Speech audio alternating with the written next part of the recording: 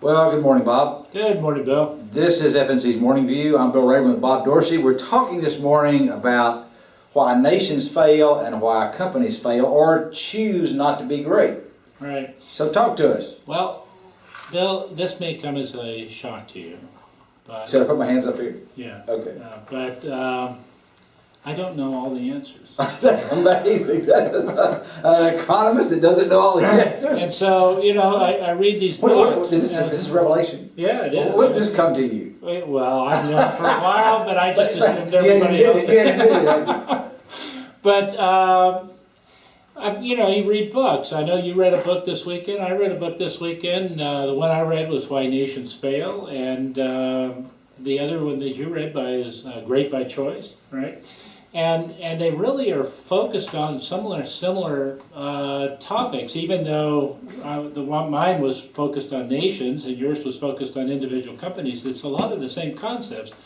And so it helps understand what's going on in the mortgage business and where we can, what's going on and how it can be maybe improved. What can we learn from nations as well as companies, and how can we apply that to the mortgage business? Well, the premise of the book that I read it talks about the fact that nations thrive or fail to thrive because of the institutions that are there that are either being extractive, pulling money out of the economy, protecting the powers that be, or inclusive, trying to get a lot of the people in the country to participate. Let me guess which is better. Well, yeah, absolutely. I mean, the inclusiveness is hugely different, and that's why the U.S. has thrived in areas where other countries have not.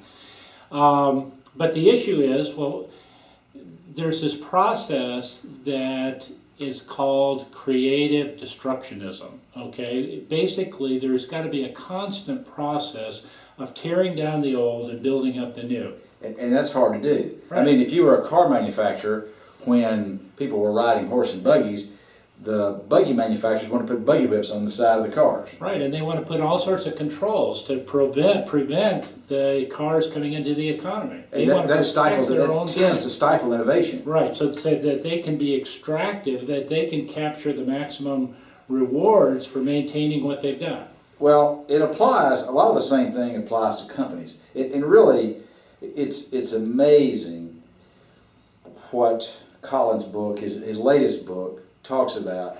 You would think the companies that had these huge growth rates, that did very well over a very short period of time, would be the kind of company you'd want to emulate. But that's not true. He calls it a 20-mile march. It's the companies that do sustained growth year after year after year after year. And one of the examples he uses is Southwest Airlines. Mm-hmm. Now, there's some players in the mortgage business that have sustained growth. They grow year after year after year after year. They don't grow too much or too little, but they have sustained growth. We have some of those as clients, and you can see their performance over time. They continue to outperform the others in the industry. Right. And they're constantly having to react to changes in the marketplace. The chaos affects everybody. Exactly. And so some players want to build up a wall around them and say, okay, let's maintain everything exactly the way it is, and others react to the economy and try and adjust to constantly outperform the others. Some other things that Collins brought out in his book is they tend to have a big supply of cash reserve. Uh-huh. So when adversity hits, they don't go down. And one of the examples he was using is PSA Airlines. PSA was way ahead of Southwest. In fact, Southwest copied their model.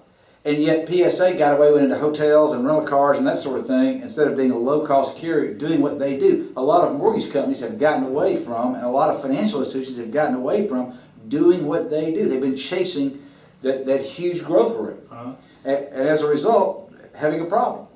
Well, I mean, I think the thing that we can learn from some of these books is that the economy is constantly changing. I thought you had all the answers.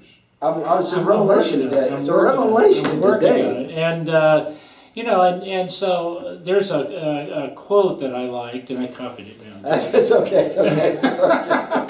So it's basically you're re-gifting it. You're Re-gifting, reappropriating. exactly. All right, so go ahead. Somebody's already given it, you go give it again. Right. They talk in this, about this constant turmoil that needs to be there. It's necessary for economic growth. And so they said that economic growth is not just a process of more and better machines and more and better educated people, but also a transformative and destabilizing process associated with widespread creative destruction.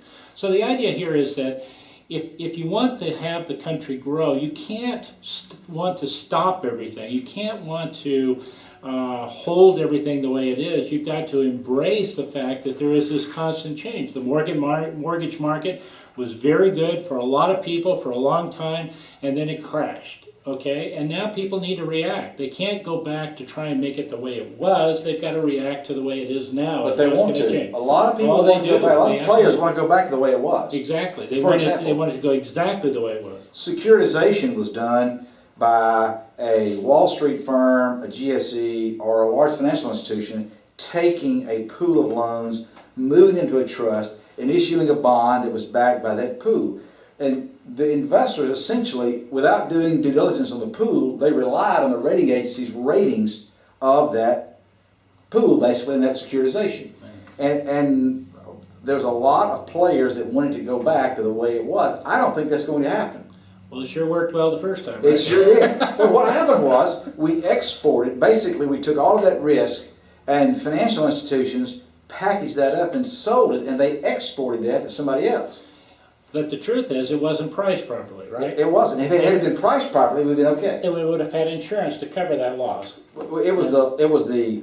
Basically it was the probability of loss times the severity of loss given default, and we assumed housing values were going to stay the same or go up. Right. They always go up. Exactly. You know that, Bill. Well, they have since the 30s and until just recently, right? In a recent time period, and we didn't price the other side of that tail. Exactly. They just assumed that there was no other side of the tail. And that made that pricing totally wrong. And as a result, there was no coverage for all that downside. And so we had a black swan, basically. Exactly. So if we look at nations and individual companies and apply this to the mortgage industry, what are the three things, since you didn't have all the knowledge, what are the three things you can take away from this? Because I don't have my three. You got your three? I do have my three, but I thought you had all knowledge, so you tell us the three things you take away from this. Oh my gosh. The three things I would take away from all of this. From this book. Oh, from the book. Okay. I I mean, basically, that you've got to embrace creative destructionism is critical. You've got to have institutions that are inclusive instead of extractionary. Okay.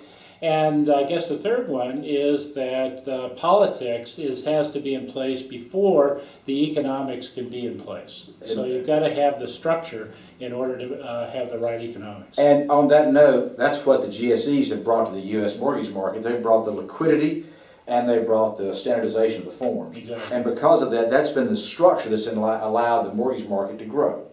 And so the three things that I would take away, number three, is from Colin's book, you've got to have sustained growth to be an outperformer. Two, you've got to have a preparation, which means a reservoir of cash. And the most important thing I've learned over the weekend is that Dorsey does not have all the answers. This is FNC's Morning View with Bill Rayburn and Bob Dorsey. You all have a fantastic day.